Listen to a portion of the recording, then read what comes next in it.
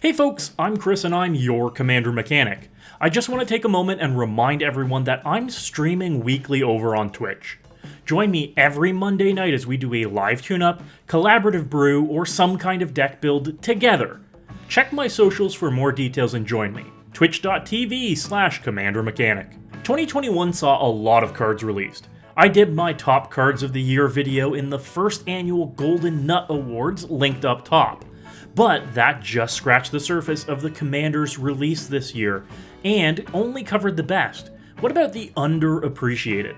I want to take a moment and walk you through 5 of my favorite commanders of the year and show off how good they actually are, even if not enough people are actually giving them the love they deserve. For reference, each of these commanders have 500 or fewer decks on EDHREC, compared to some of the most popular commanders having thousands each. Vega the Watcher is a snowy Azorius owl that rewards us for casting spells from anywhere other than our hands. Turning anything into a cantrip is a pretty strong upside.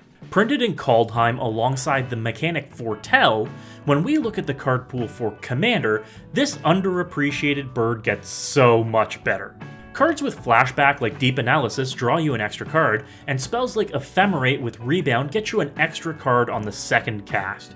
The escape mechanic out of Theros Beyond Death, like on Glimpse of Freedom, is also a prime example of ways normal spells can become even better. I put together a deck that I gifted to my friend, Decklist in the description, packed full of these spells, including creatures that go on adventures like Hypnotic Sprite, suspend spells like Riftwing Cloudskate, and even cascade spells like Sakashima's Protege, all aimed at turning everything you cast into more card advantage. The linchpin cards in the deck are ones that let you cast from the top of your library, like Future Sight or Magus of the Future or Precognition Field.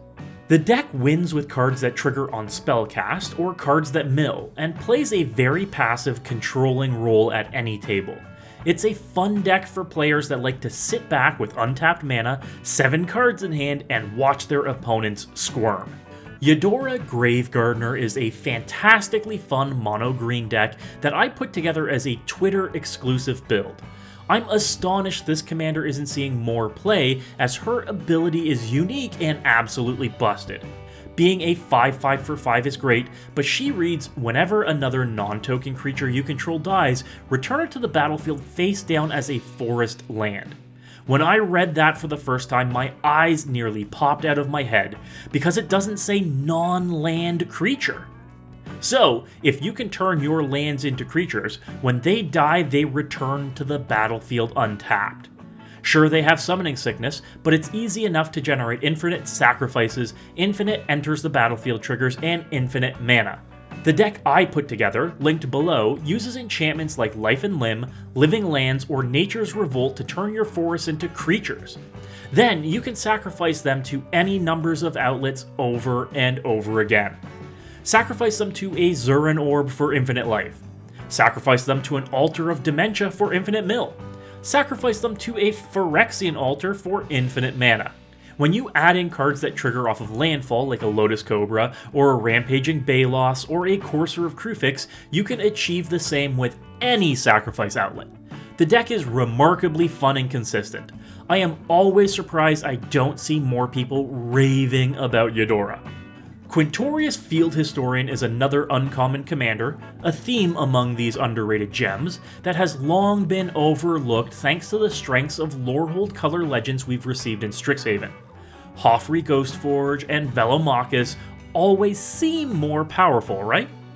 Well, our elephant friend here makes all spirits more powerful and makes a 3/2 spirit, essentially a 4/2 spirit, when a card leaves your graveyard. My friend Jan of the Spike Feeders piloted this deck in a gameplay a few months ago, check it out linked up top, and showed us just how effective it can be. With some aspects of self-mill or Red's rummaging or draw effects like Thrill of Possibility or Faithless Looting, as soon as Quintorious hits the battlefield, you can start amassing an army. Using Scrabbling Claws or Relic of Progenitus to make a spirit anytime is fine, and turning flashback cards like Savine's Reclamation into massive value engines is what this brew is all about. But the MVP is Bag of Holding. Since Bag of Holdings trigger exiles each card individually from your graveyard when discarded, it turns a Wheel of Misfortune into a way to make a 4/2 spirit for each card in your hand. Mainstays of white like Sun Titan just add to the synergy in this build, and it won't be long until you're showing that Strixhaven School Spirit all over the battlefield. From Adventures in the Forgotten Realms, Kalain Reclusive Painter is a Rakdos legendary creature that cares about treasures. Massively overshadowed by Prosper Tomebound, released in the Commander product for the same set, Kalain is seeing almost no love, and I don't know why.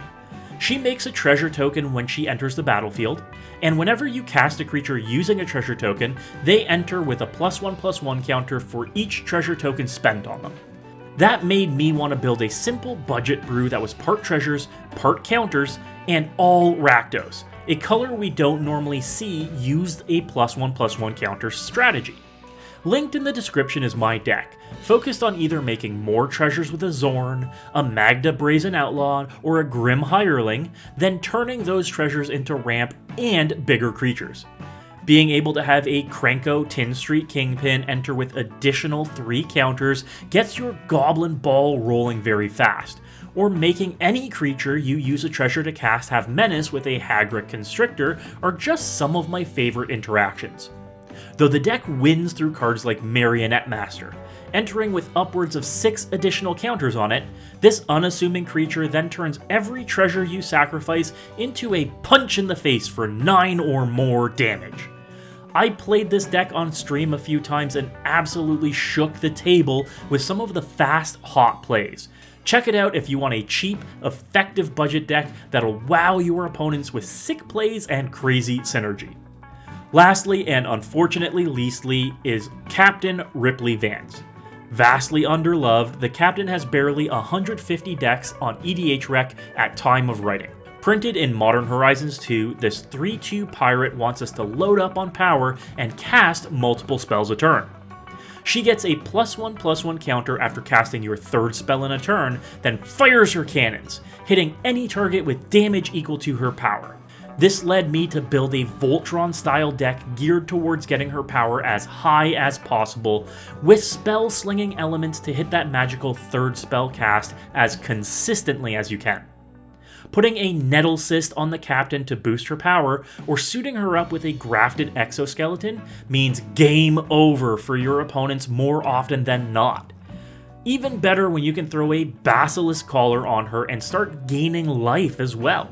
Then the rest of the deck is packed with Spellslinger standards like Flame Jab, Lava Dart, and Gut Shot.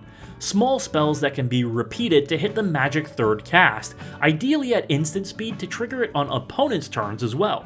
The deck also has big enablers for this too, like Electro Dominance or Finale of Promise, getting to cast free spells, sometimes multiple, and trigger those payoffs.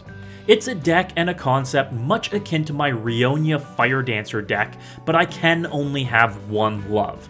I just wish more people tried to brew with the Captain. So there you have it, just 5 of my picks for underloved commanders of 2021. Let me know what you think in the comments below and which commanders of the last year you think should get a share of the spotlight. As always folks, good luck and have fun.